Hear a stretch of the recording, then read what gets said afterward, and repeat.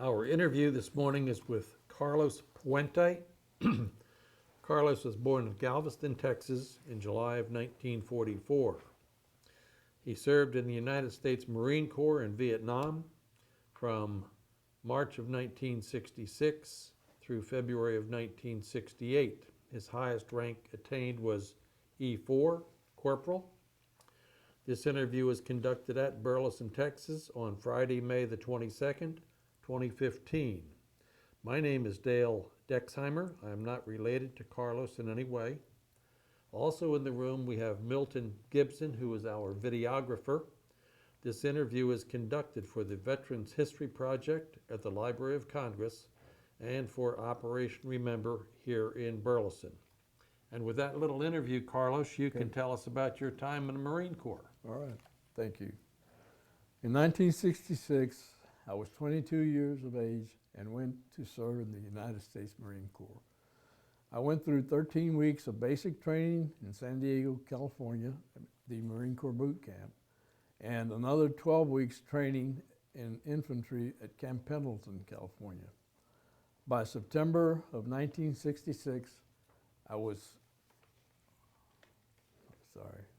mixed up. Stationed at Chu Lai, South Vietnam, as an administrator in the S1 section with Marine Medium Helicopter Squadron 362. In this time, we were conducting operations to resupply the Marines in the field. The name of my squadron was the Marine Medium Helicopter Squadron 362, or short name, HMM 362. Our mission, or our purpose, was to provide medical evacuation for wounded Marines, to provide them resupplies of food or ammunition, and to conduct operations off the coast of Vietnam aboard a Navy helicopter carrier, the USS Okinawa. I got to fly on board the helicopter during my time on board ship. And I got a camera, I bought a camera, purchased a camera at the Navy store on the ship. And with that camera, I was able to take a total of many, many pictures, of which I have on a DVD that I believe with Mr. Dexheimer. A lot of the slides show things that I saw, people. For example, when we would prepare, and the Marines that were actually going to do the ground fighting for landing them, I would see the grunts, if you will, that's what they were normally called, the Marines that were out on the field, getting their weapons clean, cleaning their rifles, M16s back in that day, and getting ready to go to battle. We would drop them off, whatever zone it was. The helicopters that we flew in were Sikorsky, got messed up. No, I'll read from here. The Marines were the first of the military people that got involved in the Vietnam conflict. The first helicopters were the Marine Corps helicopters. The ones that we had in our unit were Sikorsky HUS-1, later redesignated the UH-34D. There is still one of those helicopters that is able to fly. I haven't been in it, but in 1999, they dedicated that helicopter in memory of the 38 Marines that were killed while they were members of HMM 362 over about a 10-year span. And again, it's a flying memorial. It's stationed in Inola, Oklahoma, and it used to be flyable. I don't know if it still is, but back when we had a reunion dedicating that helicopter, my wife and I got to fly on it. So it was a real nice experience to be on a helicopter that had been in an actual battle. The Marines, like I say, we would go and to take them in, and whatever the zone was, they would land and conduct operations. The first operation, at least according to the chronology of the units there were other helicopter units, not just ours, other helicopter units, including Hueys, which would be primarily gunships. They were large CH-34s that are large helicopters that would carry more troops.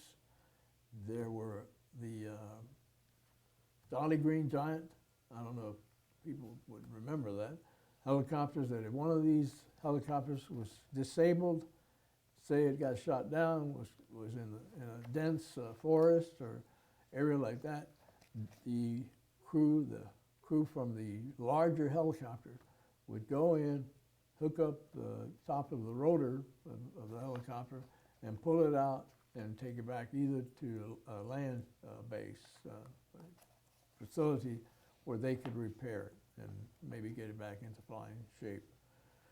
The area that we were in, like I say, was Chu Lai, South Vietnam, which is about maybe 30, 40 miles north of the Da Nang airfield, which is the primary operations for the I Corps area, which is the Marines area, furthest up north from South Vietnam on the border of the North Vietnamese country. Now, in that time, the helicopters, like I said, would pick up Marines, and they got in trouble. You could see us circling, and we didn't always go down, but the ones that did, of our crews, one or two of the helicopters went down and landed. The Marines on the ground would release a smoke grenade, not a grenade to damage or kill anyone, but merely to let a jet stream of red smoke, for the most part, because the forest was so dense that you couldn't see where to land. But that smoke grenade, and to this day, the nickname of the entire group of squadrons that are meet periodically. They met in San Diego one time, they met here in Fort Worth one time, and that smoke grenade would indicate to the pilots where to land. And by that time, they would have cleared enough of a field for helicopters as large as these are. They seem like they're small, but they're actually very large because the helicopters' propellers, mind you, encompass a large diameter. They would go in, and I have pictures of, we have one of the helicopters has gone down behind enemy territory and gotten or extracted some of our reconnaissance troops. So this is an action that we experienced, had been trained for. The pilots, of course, were good pilots, and we were fortunate to get most of our men back. However, there is as I mentioned earlier, there's a helicopter dedicated to this squadron in Oklahoma, Oklahoma. And it was dedicated in 1979. It's Yankee Lima 37. It was dedicated in honor of the 38 Marines that died, not in this particular helicopter, but in the squadron over the duration of the Vietnam War, which ended in 1975. So we're thankful that I am thankful that I got to serve there. I have memories of a lot of the guys that I served with that from boot camp, and some I know did not make it back home. And also some that were in the squadron, because I was in the administration section of the squadron.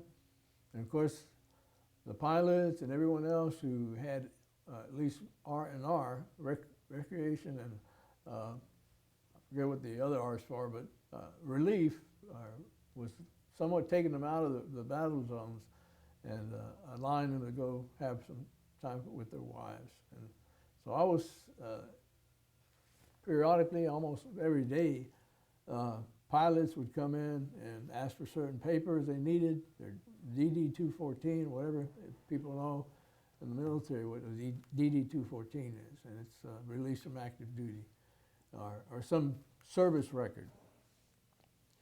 The squadron would go pick up some of these men from the field and fly them to hospital ships. There were hospital ships off the coast of Vietnam. I think the one that I recall more distinctly was the Hope. It was not a Navy ship, but I believe it was part of the whole operations over there. Without that ship in the South China Sea, many of those Marines would have probably died or lost more of their capacity, physical capacity and mental, had those ships not been off the coast. And I do remember dropping off some of the men on these hospital ships, and they were easily visible. The ships had a large red cross on the side. Like I said, I don't believe they were actually Navy ships, but they were part of the whole team conducting operations in Vietnam. The other experience that I know I have good pictures of them, slide pictures, is the location known as the Rock Pile. It was a high, it seems like a granite mountain peak, straight up in the air. I don't know how many hundreds or perhaps thousands of feet in the air. And there was a landing platform. When you would come to it, the helicopter you knew was going to land on it. It looked like a postage stamp size when you first approached it. But sure enough, there was a Marine with a radio talking, I'm sure, to the pilots, the pilot and co-pilot, and the crew chief who was on the larger side of the window. I was a port side gunner. That's what our position was classified as, with a .50 caliber machine gun, ready to fire at any enemy soldiers, anything that we needed to try to disperse or in that era, of course, kill. The helicopter landed on that postage-looking platform, and it was, of course, the size enough to land a helicopter. And we landed, and we provided either food or any attention that as far as I knew, there was only one Marine up there. Observation, I'm sure back when perhaps just binoculars were used, I don't know what. But it seemed to me that's what his job was to look at North Vietnamese troops coming in, filtering down through the DMZ, demilitarized zone, or through Laos, which is an adjacent country, and getting into South Vietnam, which of course was one of the reasons that the South Vietnamese government was being attacked by the communists. May I pause? Yeah. Okay.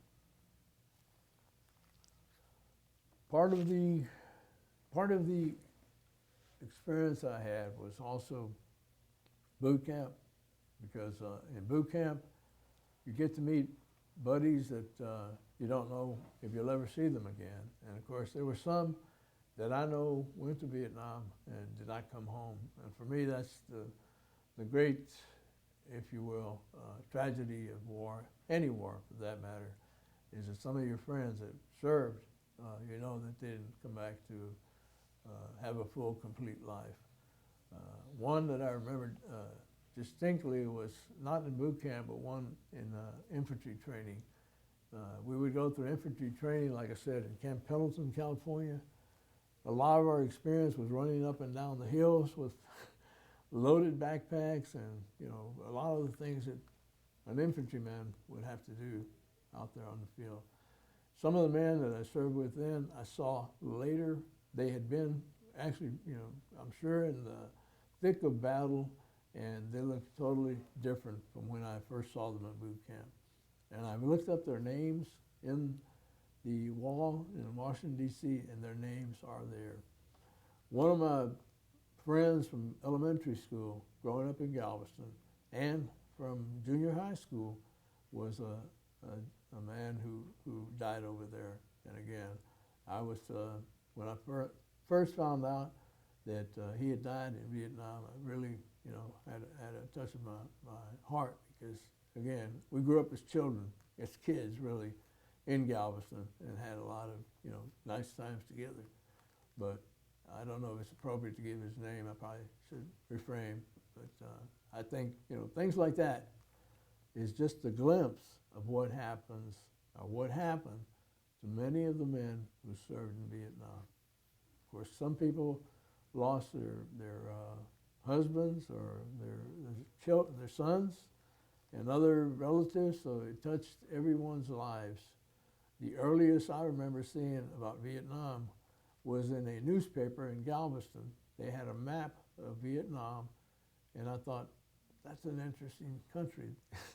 The names, of course, the Trang, the Dang, Chu Lai, the Mekong Delta, all those terms at that time when I was 20, 21 years old, working at the Galveston County Tax Assessor's Office. That's where I was employed at that time. And there was an elderly employee, gentleman, that was there, Mr. Weed, I'll never forget his name, W-E-E-D. And he had a son at that time serving in Vietnam. I had since left that job and moved to another part of the country, and I found out, or I wasn't sure, that his son got killed. So again, the war touched many people, as some of us know. It became more of a, if you will, thorn in the U.S.'s side, and it was not very popular to have said you served in Vietnam, at least to some parts of the country. But I'm thankful that an organization like the Burleson Heritage Foundation has chosen to interview those of us who were actually there, who knew some of the people that died there, and didn't make it back home to be with their families. So if it's due time for Vietnam veterans to have some respectable, honorable welcome back, it's now, because many of them have already passed away. So I thank you for conducting these interviews.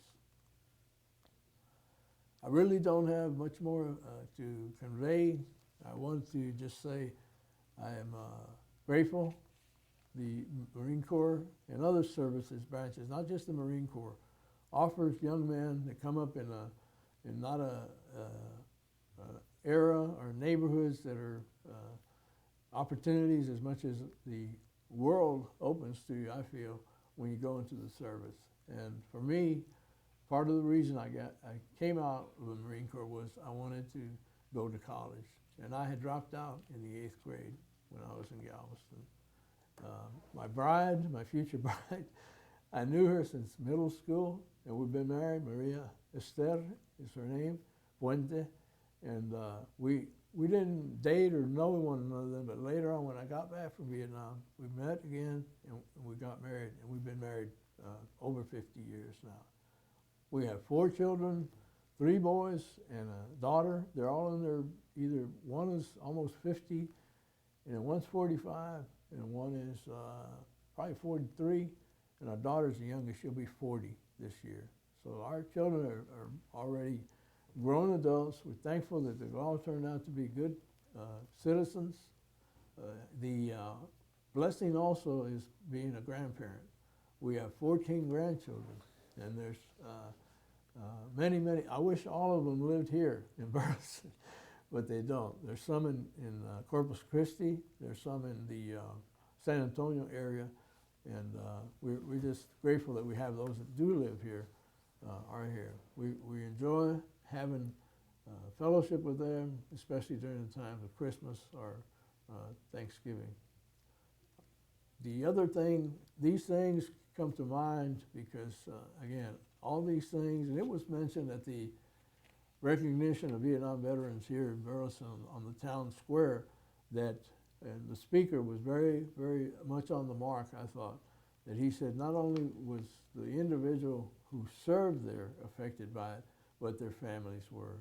I still remember a gentleman, brother in Christ, who is a pastor at a church that we attended, that he lost a son flying over Vietnam. He was in the Air Force, and he was shot down, and he died over there. So it's not all just hand-to-hand combat or things like that, but people died in various ways over there. I noticed the other day they had a write-up in the VFW, Veterans of Foreign Wars magazine, because I get most of my health care through the Veterans Administration. The article was about the pullout now currently from Afghanistan. And the numbers, of course, always stick in my mind. Somewhere in the neighborhood of 2,300 and something men lost their lives and sacrificed their lives for our country in Afghanistan over whatever period of time we were there, 10 years perhaps. But Vietnam, I remember the numbers distinctly during that war. Of course, it was over a long time span, at least 10 years. There were 58,225 Army, Marines, corpsmen who were Navy, medical assistance for the Marines. Again, the Vietnam War is not a bar or a black mark or any kind of shadow of our history.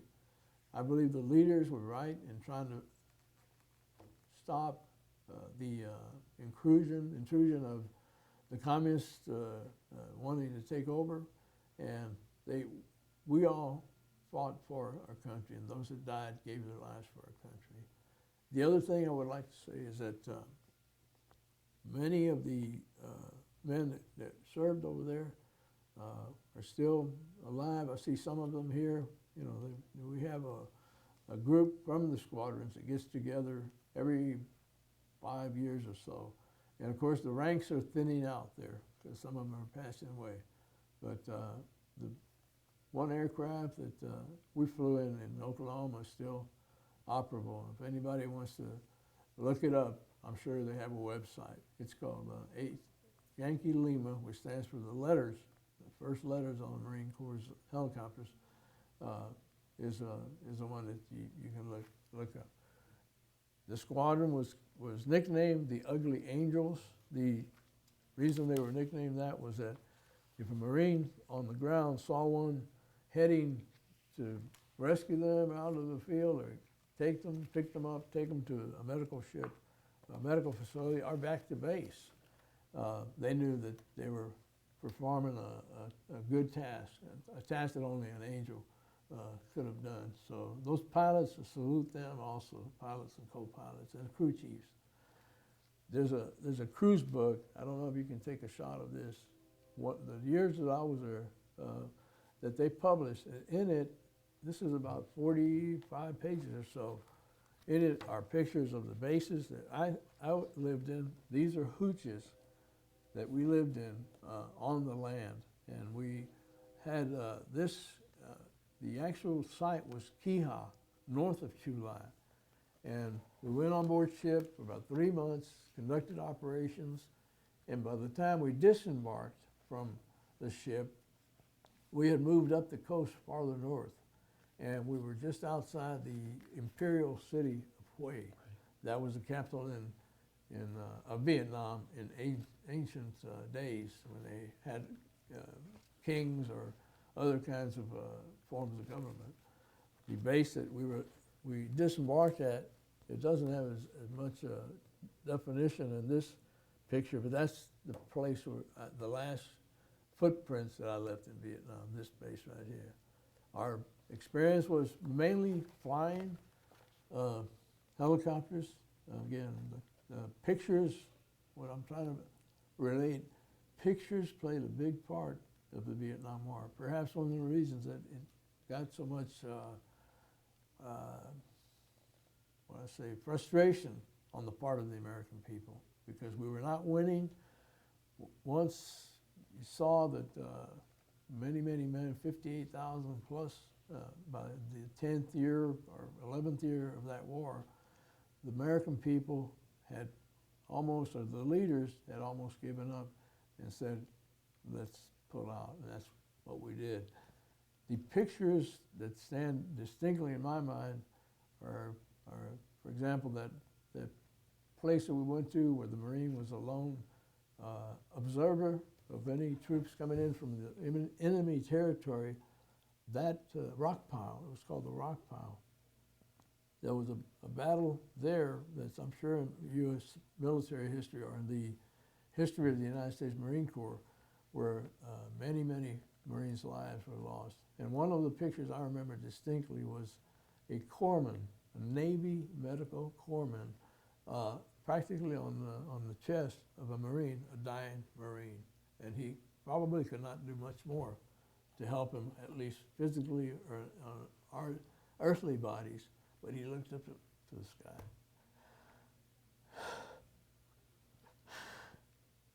And I'm sure he prayed. What could he do?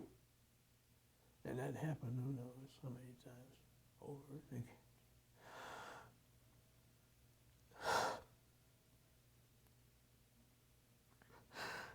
That's why it's worth telling the story.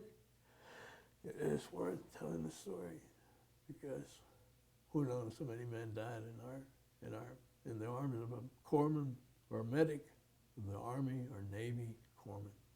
They were our physicians out in the field. The other friend that I knew, his name was Nyman Stelter. I grew up with him in Galveston. Galveston was not a big city, you know that. The island had 2 middle schools, junior high schools back then. And I went to Stephen F. Austin Junior High. Nyman and I were friends from childhood, elementary school all up to junior high school.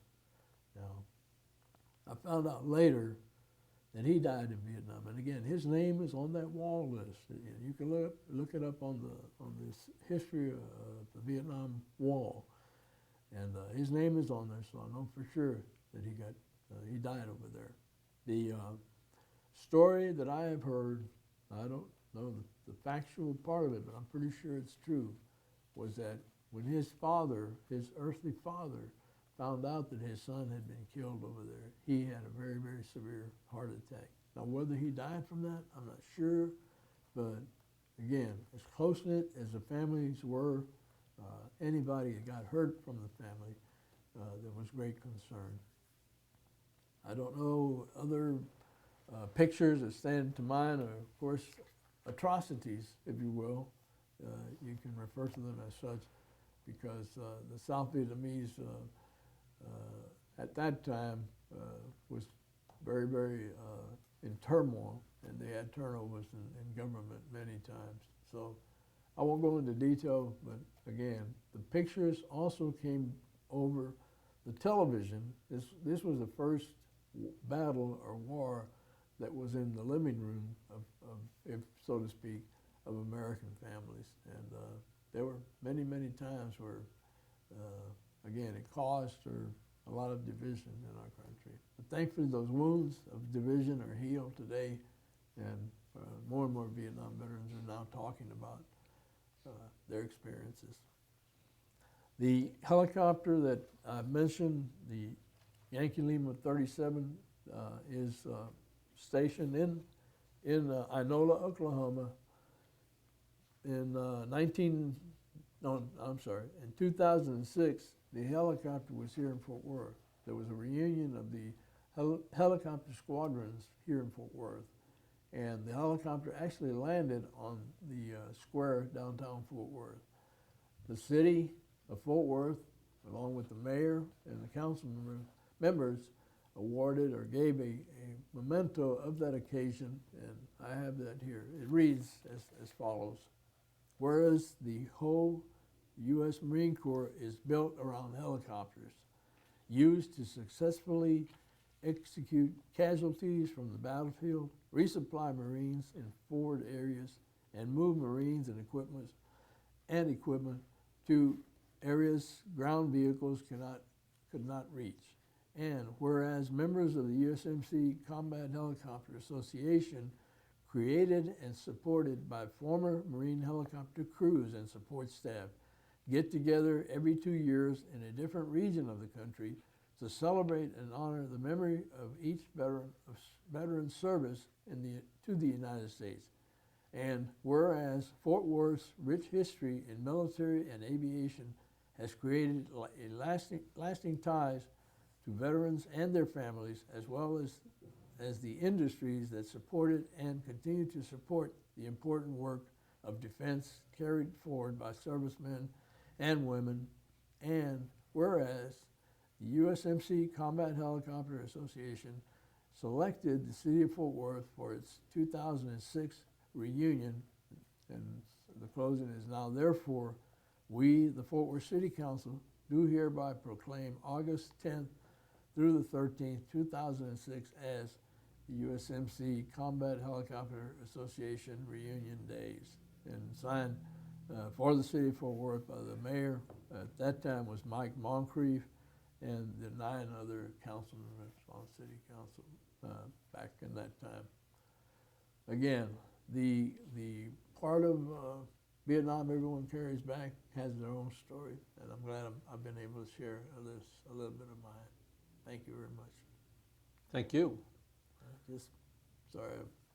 No, I should be, Carlos. Shows the care. You know, it's been 50 years, and it's just your reaction. Part of that's that ball cap right there. You're still a Marine. That's right. You're going to be a Marine. I might be ex-Navy, but you are a Marine. Yes.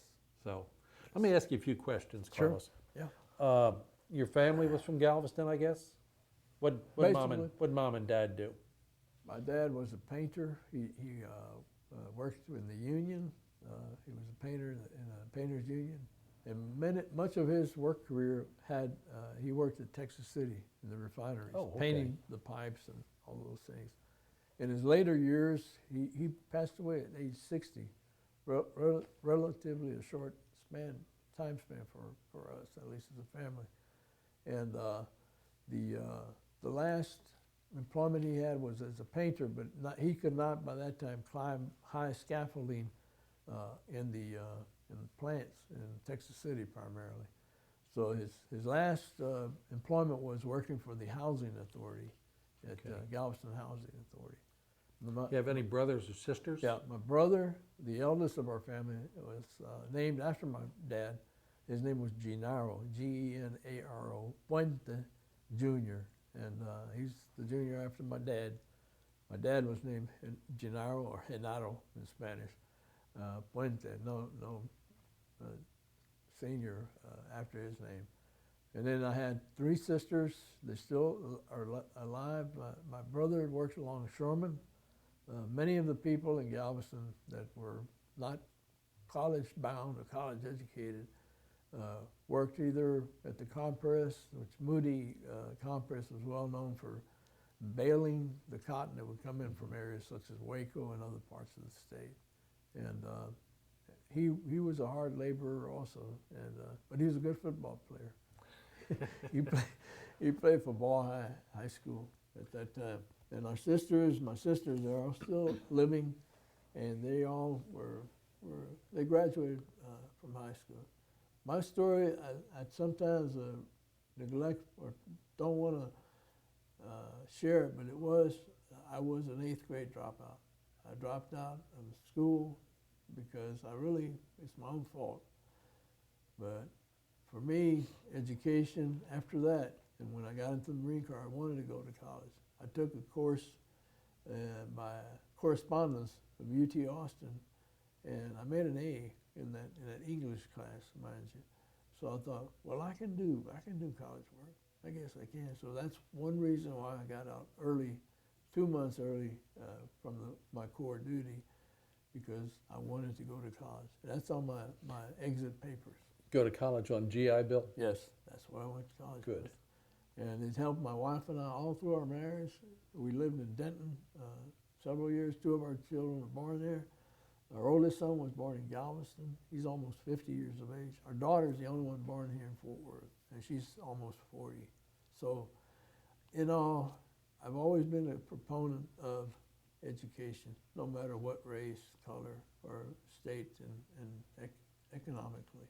And it's one of the key ways, I think, young people, and that's why I became a teacher after many years being an administrator. And I was a 7th grade Texas history teacher for many years, and then also an administrator, which I never dreamed I would be, at Arlington High School in Arlington.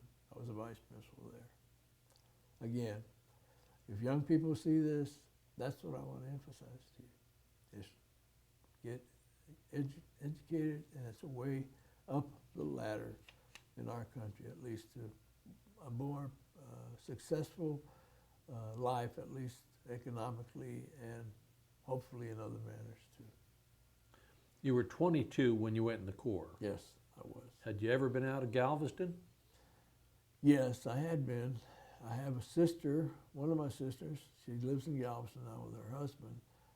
Galveston, the part of Galveston I grew up in was on the waterfront. My home was on Avenue A, and the letters in Galveston, that's the way they're numbered. A through Avenue K is the highest I remember. A long strip of sand, 32 miles long, and at the widest point, 1 mile wide. Well, like I say, we grew up, and the house is still there, right on the street that faces 2 or 3 blocks away, ships from all over the world. Back in those days, there wasn't the danger or whatever you want to call it, the threat of sabotage or anything like what we endure today. So as a kid, one of my friends, Richie and I, we saw that they were going to have open house on some of these Navy ships because they would come into port and have liberty and stay in Galveston for some days.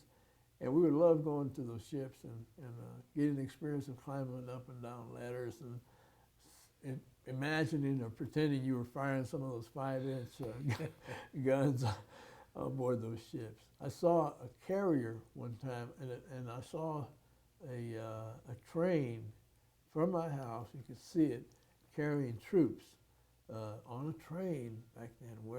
During Korea, I grew up in the era where you saw a lot of newspaper headlines, etc., about the war in Korea. And I recall a Navy carrier or a transport ship taking these soldiers, I assume, to do battle in Korea. They were perhaps Army soldiers, not Marines, but they were still going to go into battle for our country in Korea. The other thing about growing up on the waterfront, like I say, it was predominantly Hispanic and I want to say moderate income families, but we all stuck together. It was as if they were all part of our families. My other sister is Becky. She married an Army man. He retired from the Army. And my sister Billy, I was going to get to this point.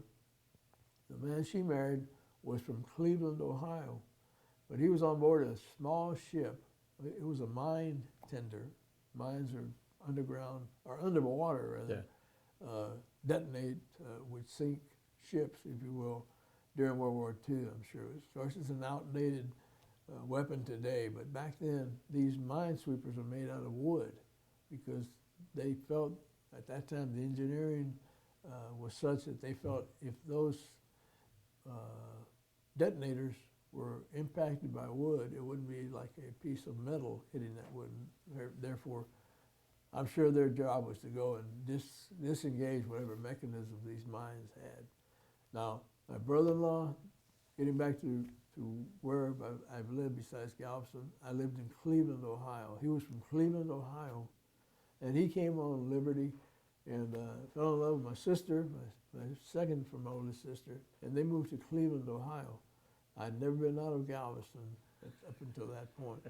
Maybe I had gone to Houston with the family, but when I went to Cleveland, actually in a newer part of the east side, Mentor on the Lake was the name of the town, and I saw new houses and paved streets, and just thought, you mean people really live like this? It's like, wow. So I think part of that growing up out of your environment also helps. And that helped me because I realized there is some success because the area that I grew up in, I may be getting too off track, but it was definitely a low-income, poor area. When you went to boot camp, Carlos, Yes, sir. was that a little shock to you, the discipline and the getting you up early in the morning and running everywhere? And Yes, it was. I recall vividly the drill sergeants coming in, and of course, reveille was sounded very loudly. The trumpet that every, I'm sure, boot camp, whether it be Navy or Army, hears to wake you up. and it's loud over loudspeakers today.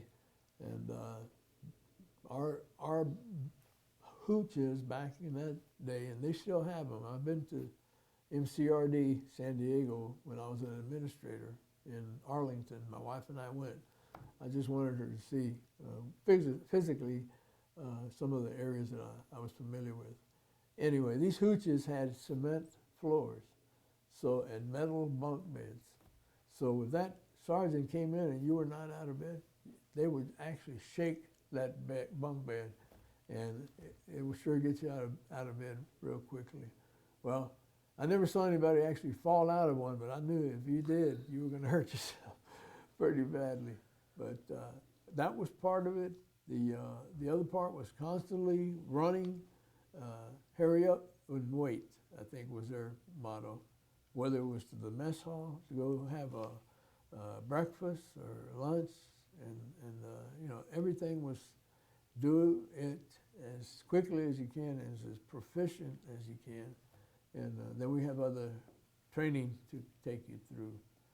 Our experience, again, was a lot of things that Marine Corps history that Marines were involved with. So that really ingrained in us the belief that it was a unique team and a unique fighting force. And I'm thankful.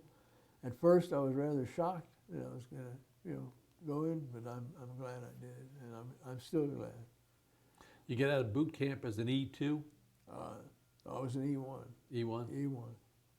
You made, PFC. I was PFC, Okay. Private First Class. okay.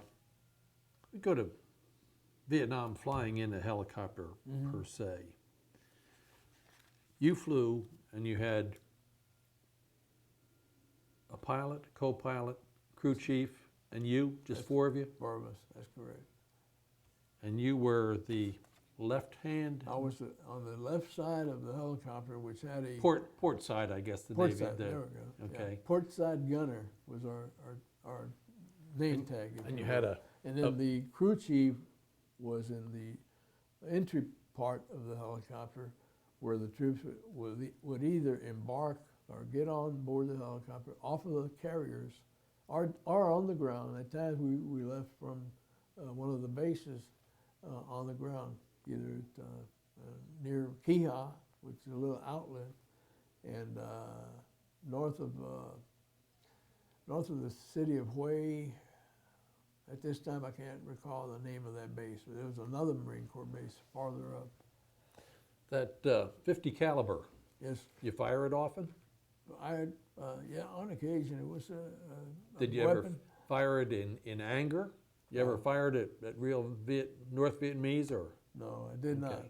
But it was definitely something that we were trained to do at any time. Tell us a little bit about firing that 50. Did it shake the whole helicopter? No, it wouldn't shake the helicopter, but it would. Did it shake you? Have a kickback on the individual firing it. And like I said, we were on board primarily to go and take the Marines.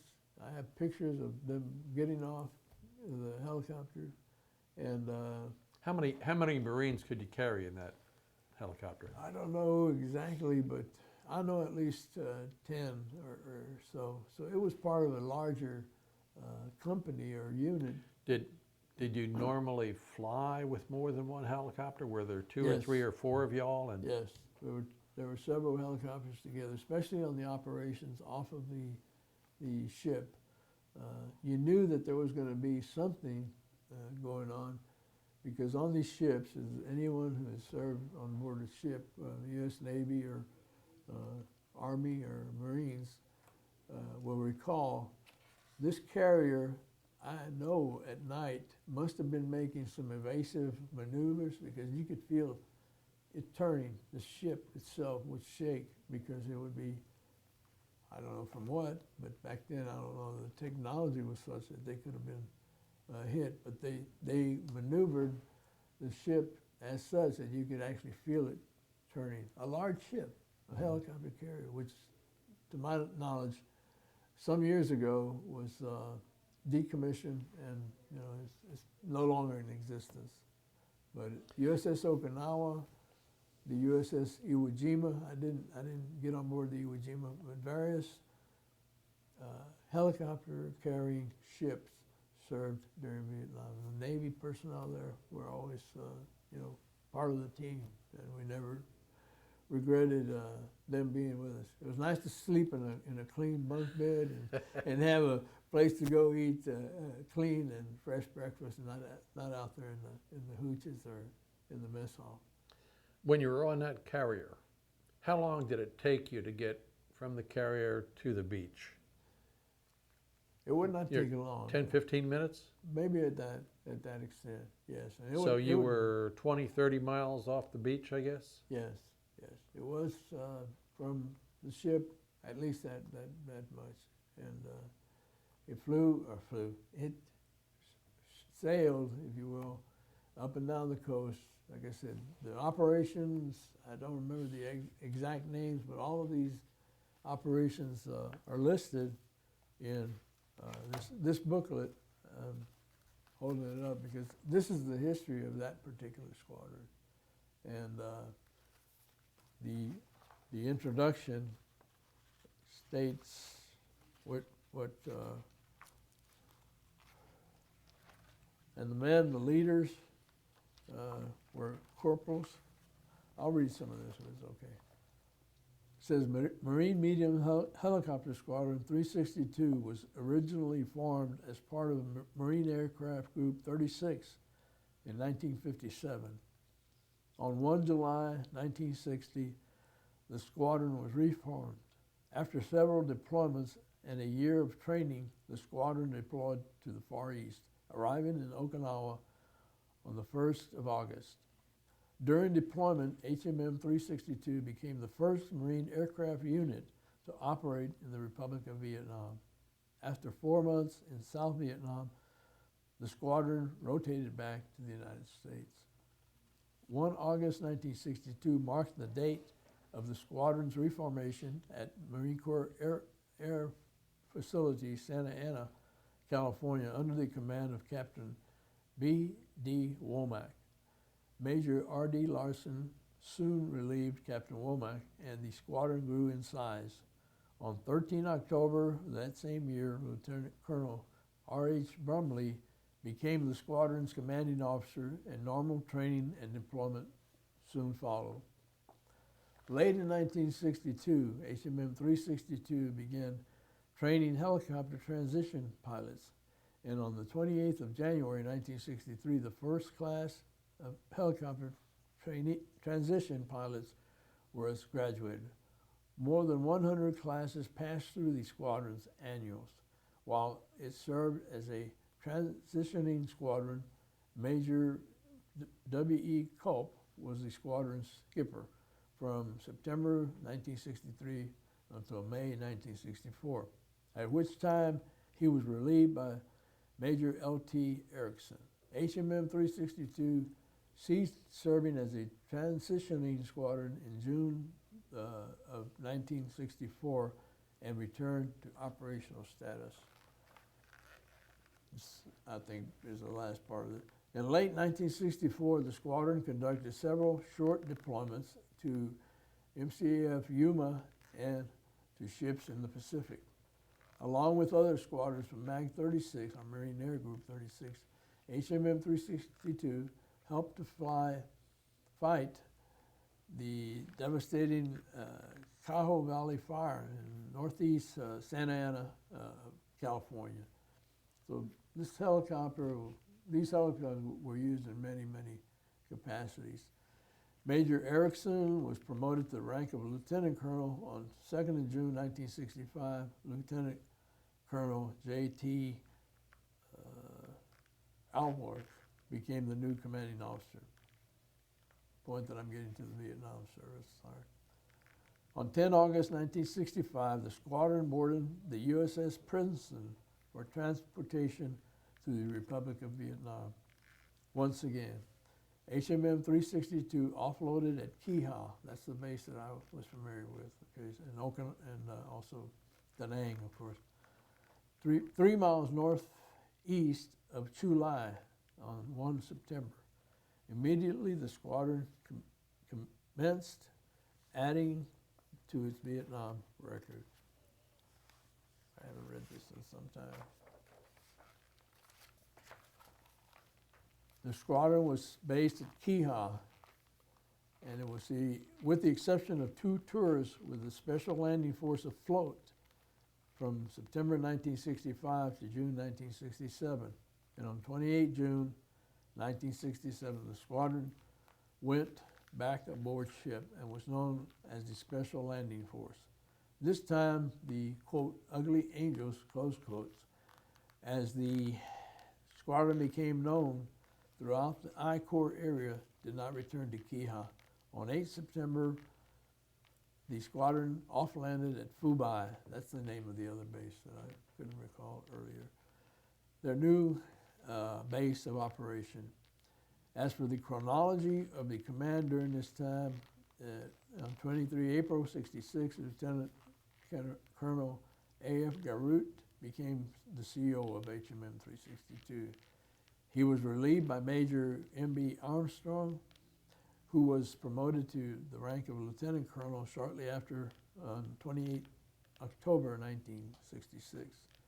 The, quote, ugly angels tradition was carried on when Lieutenant N.J. Capitan assumed command of the ugly angels.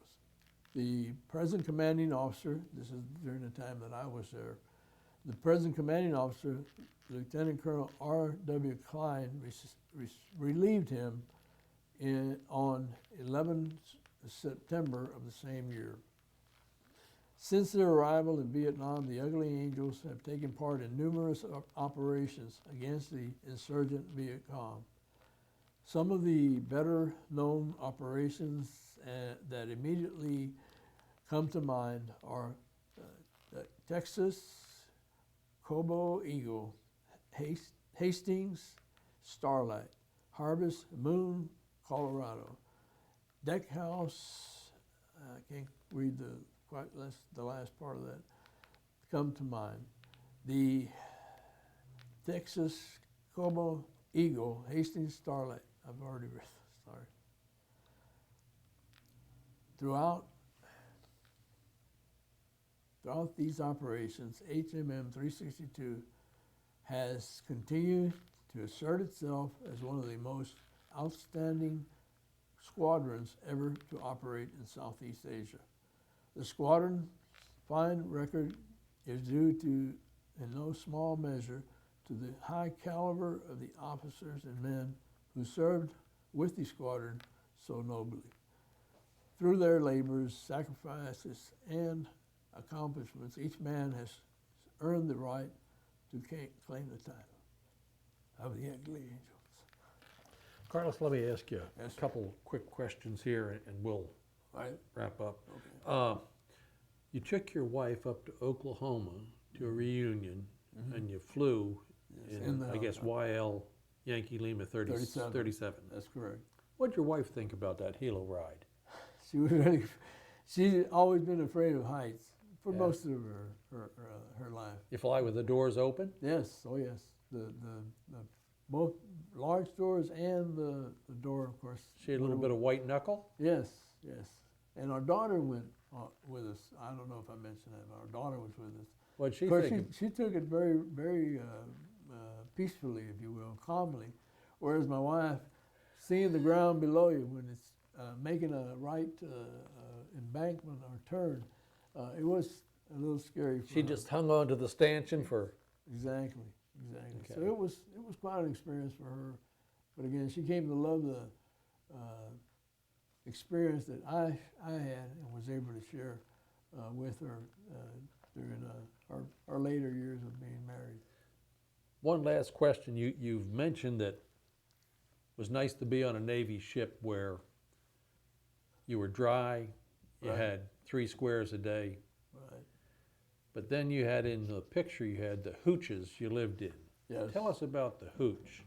Well, the hooches were made out of wood, and they had been construction, I'm certain, quite a few months before I actually lived in them, because the squadron had been stationed at Keha South Vietnam, which is an inlet that juts out into the South China Sea.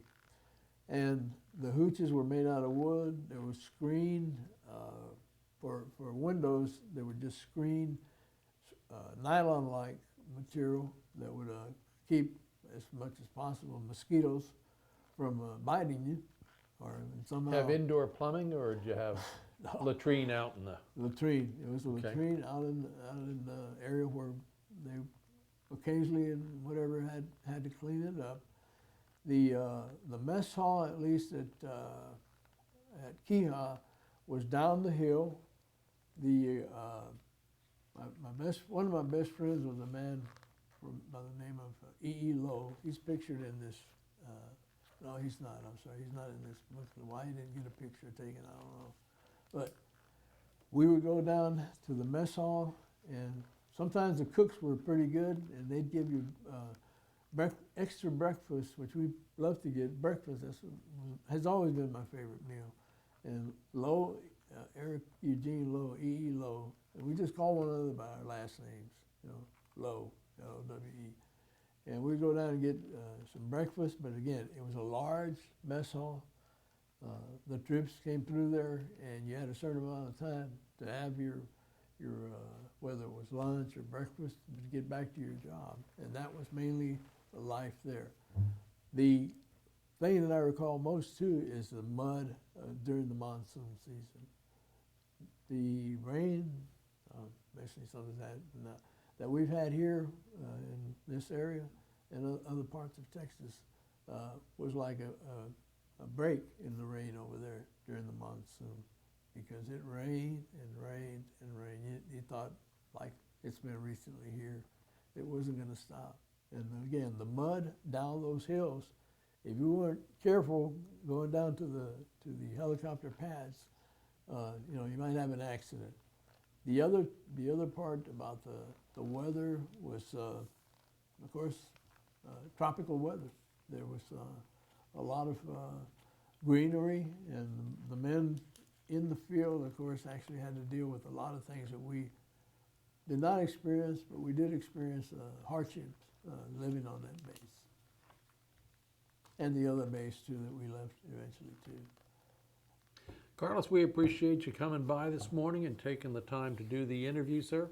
We appreciate the years you spent in Thank you. Vietnam and with the Corps. Thank you. And good interview. Thank you. Well, Thank you, sir. I know I paused a lot. I don't know if this is